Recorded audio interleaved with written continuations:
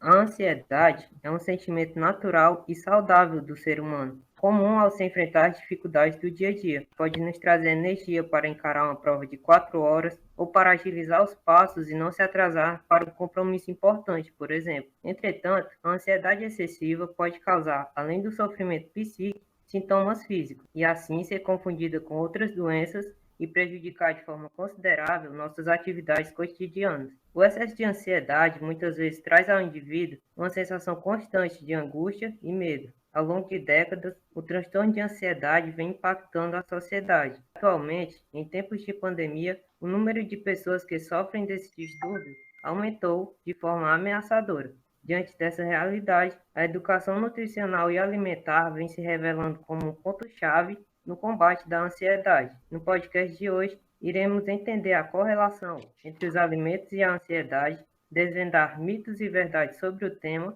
e ofertar dicas valiosas para quem sofre ansiedade através de um bate-papo incrível. Afinal de contas, como os alimentos podem nos ajudar? Eu sou o Emerson. Eu sou o Tomás. Eu sou o Nicolas. Eu sou Fernanda. E está começando mais um Engenharia de Quê?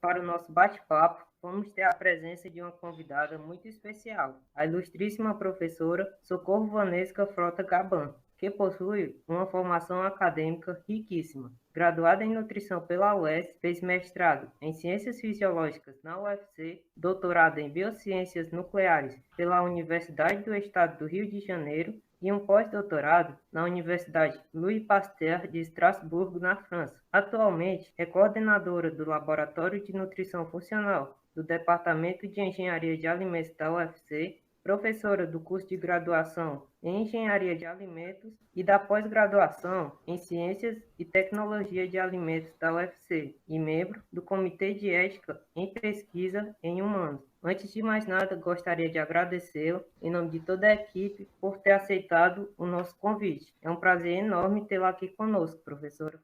Olá a todos e a todas, muito obrigada. Para mim também é um prazer estar aqui com vocês, no podcast Engenharia de Quê? Queria agradecer a Fernanda, o Thomas, Emerson e Nicolas e a professora Caliana pelo convite. Então, professora, seja bem-vinda ao nosso podcast. Primeiramente, por que a ansiedade vem crescendo bastante nas últimas décadas e qual a população mais atingida? Hoje em dia, a gente vê uma grande população concentrada nos centros urbanos, Antigamente, somente 3% das pessoas, em 1800, 3% da população vivia nos grandes centros urbanos. Em 2018, esse número subiu para 55% e a estimativa é que em 2050 isso aumente para 68%. E a vida nos grandes centros urbanos é bem agitada, É uma vida onde você não tem muito tempo para se alimentar de forma adequada, o trânsito é intenso, há pouco contato com a natureza, o mercado de trabalho competitivo, as jornadas de trabalho são bem cansativas, salários reduzidos, alta competitividade no trabalho, preocupação com as contas para fechar no final do mês. E aí a gente ainda tem os eletrônicos que favorecem, a pessoa está trabalhando ali, ou então conectada no trabalho, mesmo que ela não esteja fisicamente, a cabeça dela às vezes está pensando no trabalho porque recebe uma mensagem, no sábado ou no domingo, que na segunda-feira vai ter reunião tal hora e que precisa preparar o relatório, precisa apresentar algo, e aquilo ele vai gerando uma ansiedade, não a deixa desconectar. As informações elas vão chegando de forma muito rápidas, A gente viu isso nas épocas da pandemia, tudo que acontecia, era 24 horas ali, a cada minuto as informações já chegavam, e isso, mostrou que gerava muita ansiedade nas pessoas em receber tanta informação, E antigamente a gente tinha um jornal da manhã, o jornal em papel, lia e já estava satisfeito, Não ia chegar mais nada, a gente sabia que não ia chegar mais nada ali, então já ficava tranquilo. Hoje não, é a todo instante, 24 horas chega notícia, Com relação às crianças, na minha época, a gente tinha um desenho animado pela manhã, alguns desenhos, né, no programa da Xuxa. E o resto do dia era tranquilo, a gente ia procurar fazer o que fazer. Não tinha eletrônico, não tinha excessos de desenho. Hoje em dia, não. A gente precisa controlar, os pais precisam controlar a TV, porque até o excesso de TV, né, de eletrônicos, já tem estudos mostrando que gera ansiedade também em crianças. Então, são todos esses fatores que juntos vão contribuindo para esse aumento da ansiedade, né? O Brasil, ele está em primeiro lugar com o maior número de casos, são 19 milhões de pessoas, com 9,3% da população. E os mais atingidos aí, nós temos as mulheres, 7,7%, e os homens, 3,5%. Por quê? A mulher, antigamente, ela era somente dona do lar, né? Cuidava dos filhos. Hoje, não. Ela já ocupa, né, mercado de trabalho, mas ela não deixou de ser mãe, não deixou de gerar o filho. Quando chega do trabalho, né, vai muitas vezes rever a lição de casa dos filhos ou providenciar a comida. E aí isso é que prejudicou um pouco, porque por ela não ter tempo de preparar o alimento, acaba favorecendo aquelas refeições mais rápidas, né, que não são tão nutritivas. Então tem todos esses aspectos, né, que juntos vão contribuindo aí para esse aumento da ansiedade, dos transtornos de ansiedade. Entendi, professora. Aí, dessa forma, haveria algum tratamento não medicamentoso para a ansiedade? Aí, se sim, quais seriam esses tratamentos? Olha, Nicolas, existem vários tratamentos, eles são adicionais. A medicação, ela tem que ser avaliada por um profissional, um médico, um psiquiatra. Então, se alguém tiver com algum sintoma físico, né, taquicardia, sudorese, ou medo intenso, né, deve procurar um médico. E associado a isso, ele pode e deve fazer uma atividade física, técnicas de relaxamento, como o yoga, né, o tai chi, treinos de meditação que traz você para o tempo presente, né? Porque a pessoa ansiosa, ela nunca está no tempo presente, ela pode estar tomando o melhor sorvete, mas ela vai estar preocupada com o que ela fez, com o que ela vai ter que fazer amanhã, ou então com o que ela deixou de fazer ontem, mas ela não vai resolver aquilo com o sorvete dela na mão. Então, esse é o problema, muitas vezes, da pessoa ansiosa. Então, ela tem que buscar se situar no tempo presente. As psicoterapias, elas são reconhecida, já tem sua eficácia, né? A gente tem a terapia cognitivo-comportamental, orientada por um psicólogo, que são bastante eficazes, né? E, como carro-chefe, aí a gente tem a alimentação, né? Que é importantíssima. Hoje é reconhecido como uma importante forma de tratamento. Então, utilizar alimentos saudáveis, o uso de probióticos, que vão melhorar, né? São as bactérias que habitam o nosso intestino, que vão melhorar a saúde do intestino. Então, todas essas terapias, esses tratamentos, eles são adicionais, né? E não é só para quem está com problema de ansiedade, não, até para quem não tem, né? A meditação, ela melhora foco, atenção, né? A pessoa se torna mais organizada para o trabalho, né? A alimentação previne várias outras doenças juntamente com a atividade física. As técnicas de relaxamento, né? Elas proporcionam aí também uma saúde, tá? Busca também saúde mental e física, né? E a gente ainda tem os fitoterápicos, que eu não tinha falado, mas que muito cuidado, tem que ser tomado sob a orientação de um profissional, porque alguns fitoterápicos podem interferir em algum tipo de medicação que a pessoa venha estar tomando. Bem importante essa informação, professora. Mas qual seria o papel da nutrição no tratamento da obesidade? E quais seriam as vantagens de uma alimentação adequada para o seu tratamento? Ótima pergunta, Fernanda. Então vamos lá, né? Que aqui é o foco da nossa entrevista. Então, a nutrição, ela vai auxiliar aquela pessoa que não está se alimentando adequadamente a saber o que comer, o que eu vou precisar comer para eu melhorar a saúde do meu cérebro. Então, o que eu preciso consumir no café da manhã, no almoço, tá? E o que isso vai trazer de benefício? Por que a alimentação ela é tão importante? O cérebro da gente é uma máquina, ele tem 100 bilhões de neurônios, então ele precisa de nutrientes para funcionar, é como o carro, que precisa de combustível, então ele precisa de energia, que vem da glicose, ele precisa de vitaminas e minerais que vai sintetizar os neurotransmissores. O que é isso, né? Os neurotransmissores são substâncias, né, que são sintetizadas no nosso corpo à custa de muito nutriente, e que é eles que vão fazer o nosso cérebro funcionar adequadamente. A gente tem a serotonina, que é o hormônio do humor, da concentração, da satisfação, da alegria, da felicidade. A gente tem a dopamina, a adrenalina e a noradrenalina, que são responsáveis pela motivação. Nós temos ainda o ácido gama-aminobutírico, que é o GABA, né? Ele é que vai dar inteligência às nossas emoções, né? Então, se a gente acha que a gente comanda o nosso cérebro, não é bem assim. O cérebro, ele precisa estar num bom estado de saúde para ele poder nos ajudar frente a diversas situações. Então, o GABA, por exemplo, ele vai desacelerar respostas exageradas de raiva ou medo. Então, a gente vai conseguir ter uma resposta certa, na hora certa, para determinadas situações. Então, ele nos ajuda a diminuir e desacelerar o medo intenso, tá? Então, a gente precisa realmente desses neurotransmissores que são produzidos à custa de muitos nutrientes. E o cérebro, também é importante falar aqui, ele é constituído de gordura. Então, a gente precisa repor, né, essa gordura. Né? E através de quê? Da alimentação também. Então, alimentos ricos em ômega 3. Então, estudos têm mostrado que uma alimentação rica em ômega 3, ela melhora foco, atenção, reduz a ansiedade, e até para crianças que são hiperativas, né, tem se mostrado eficaz a alimentação, né, contendo ômega 3. Então, é muito importante ter um equilíbrio, né, dessa alimentação. O nosso intestino, outra coisa importante a falar, que o nosso intestino está intimamente ligado com o cérebro. Então, a saúde do intestino, ela também influencia na saúde mental, né? E a saúde do intestino, ela tem tudo a ver com a alimentação. Então, se você alimenta de forma adequada, o teu intestino vai funcionar, né? Ele vai... A peristalse, que são os movimentos peristálticos, que está relacionado também com a produção de serotonina, ele vai funcionar adequadamente, aquela constipação, que é a prisão de ventre, né, vai desaparecer.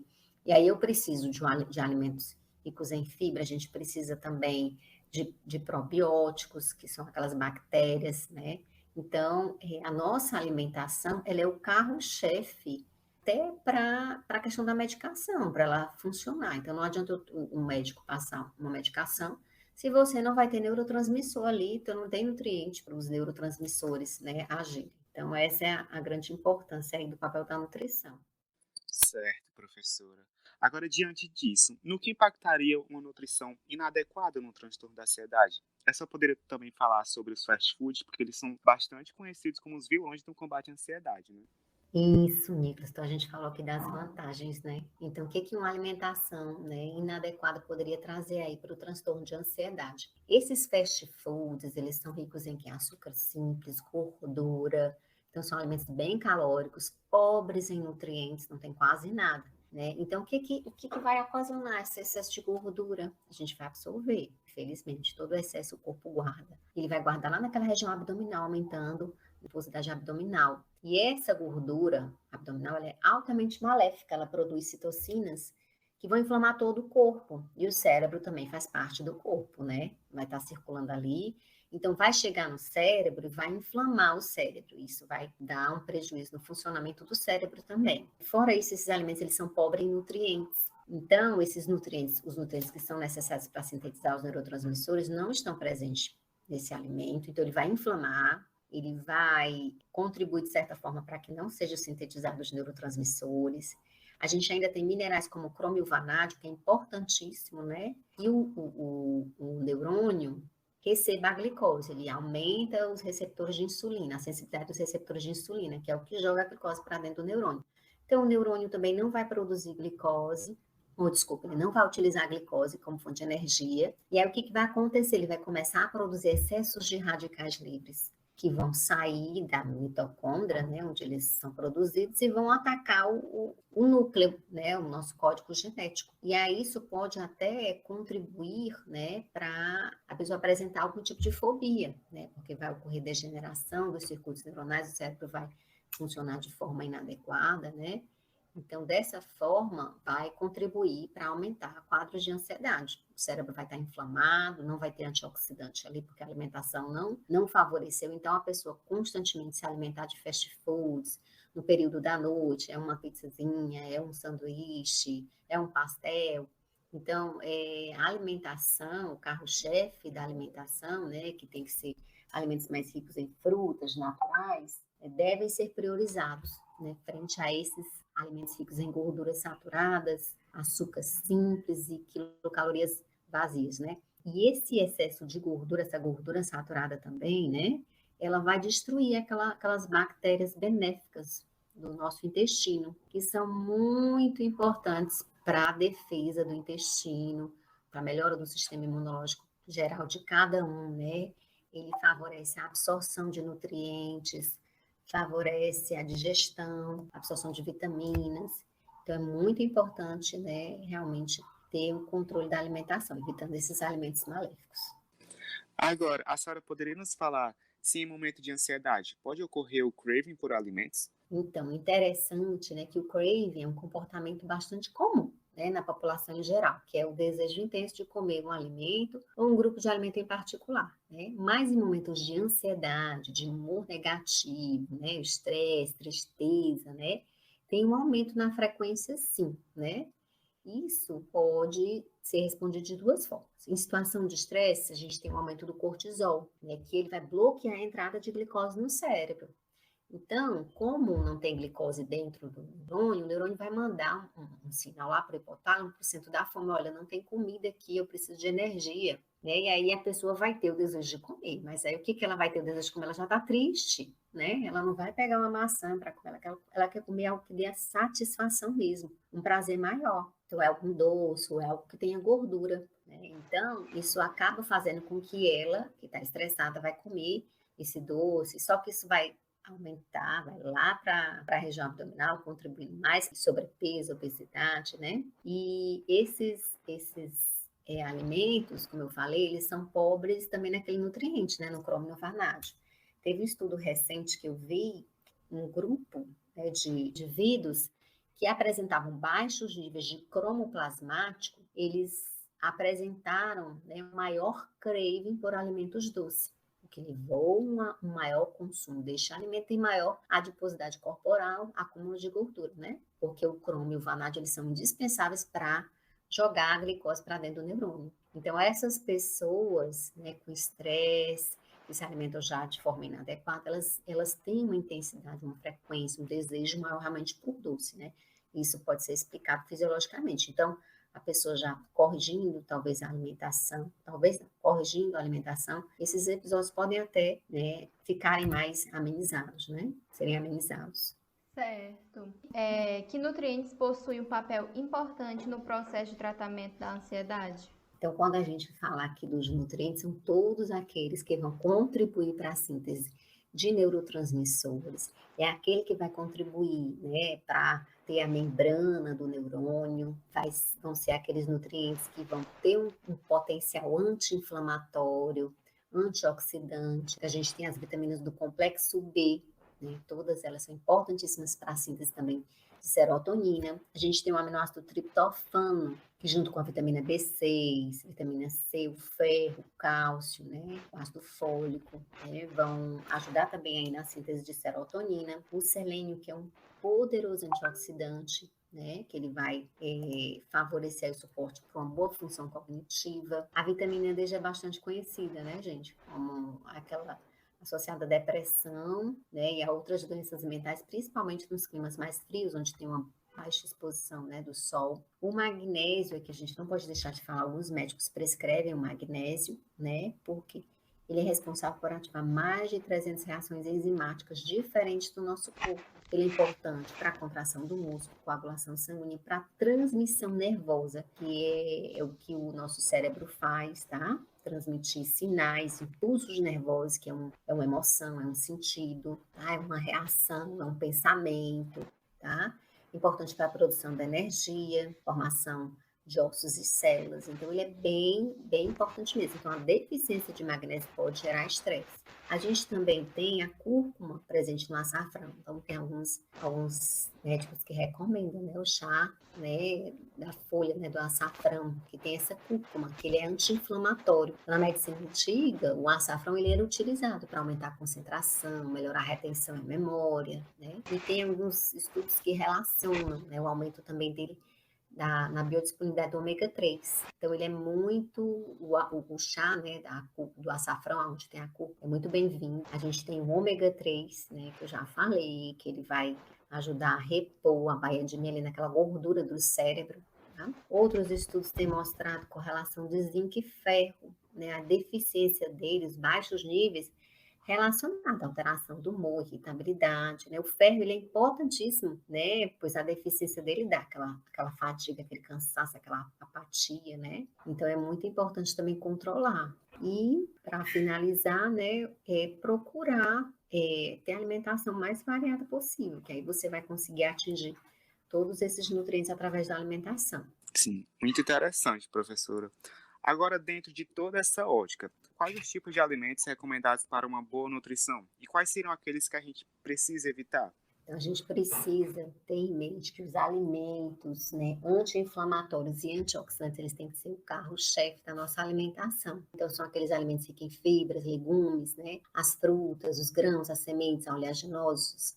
Aí a gente tem, vamos falar aqui individualmente, a banana, que é rica em triptofano, juntamente com grão de bico, e o cacau.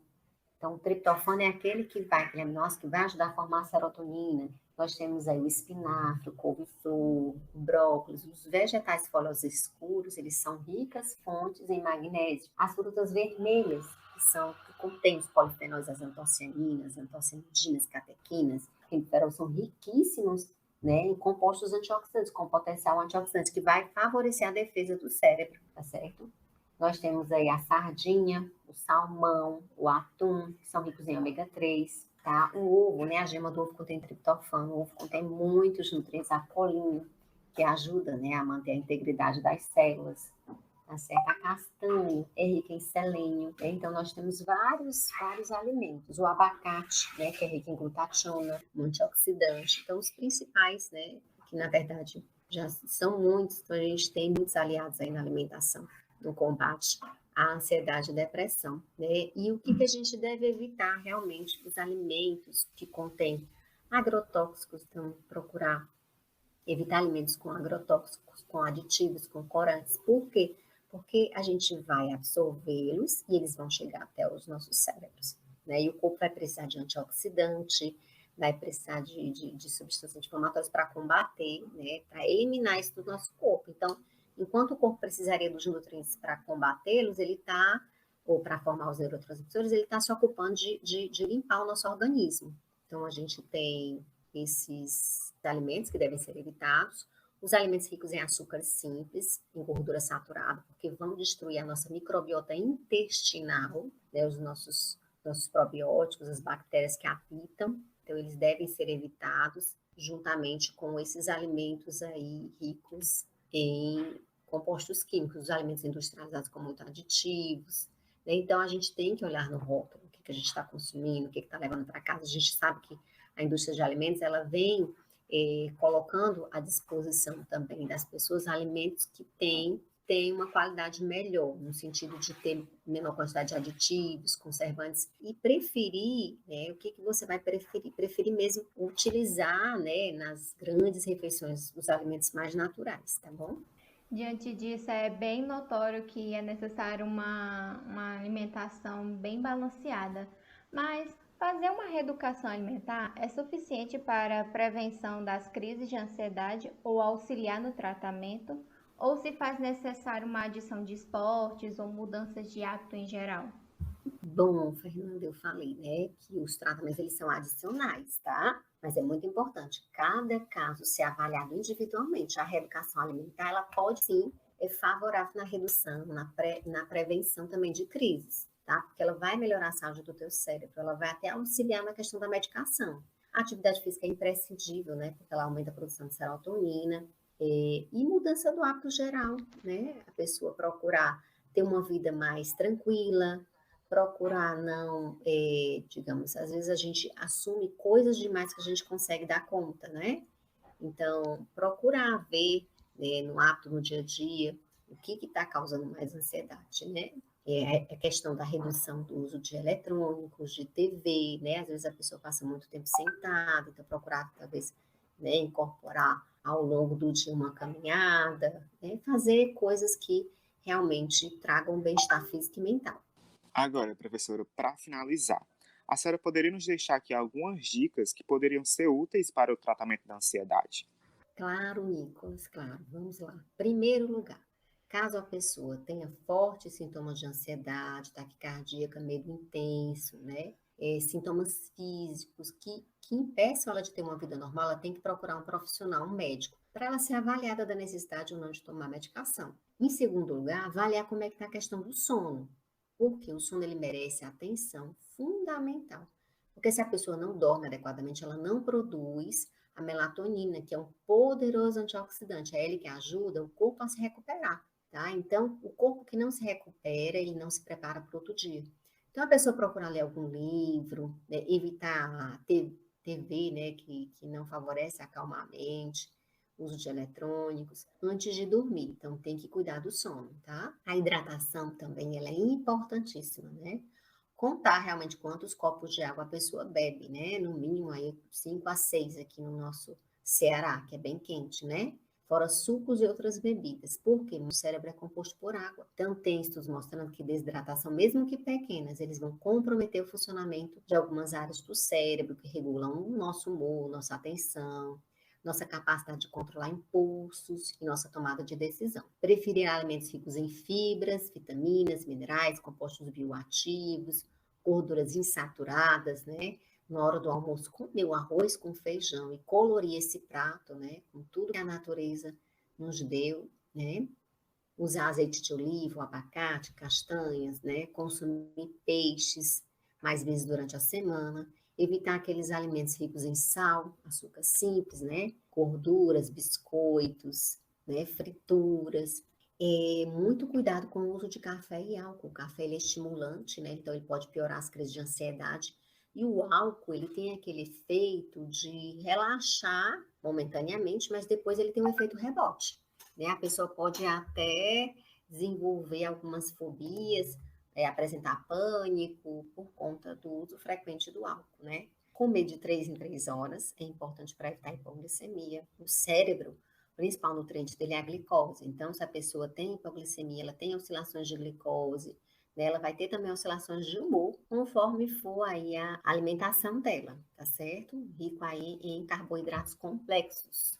O que é o carboidrato complexo? É a fibra, são os cereais, tá certo? São as verduras, né? Que o carboidrato simples, o açúcar simples, ele vai piorar, tá certo? E para finalizar, eu não poderia deixar de falar sobre as técnicas de meditação. São usadas por muitas empresas que buscam foco, atenção e melhora do bem-estar geral de seus funcionários, o que reflete em números expressivos na produtividade dessas empresas. Estas técnicas de meditação, elas estão disponíveis em vários aplicativos de celular e também em vídeos no YouTube. Então, alguns minutos diário de práticas de meditação vai favorecer na melhora do bem-estar geral e mental. Bom, estas são as minhas dicas. Eu espero que os conhecimentos aqui transmitidos possam ajudar a muitas pessoas que precisam. Muito obrigada pela atenção. Chegamos então ao fim de mais um episódio, com uma conversa interessantíssima sobre os alimentos e a ansiedade. Eu quero agradecer à professora Urra por responder a todos os nossos questionamentos e no auxílio à divulgação do conhecimento científico. Obrigado a todos os ouvintes e esse é mais um Engenharia de Quê?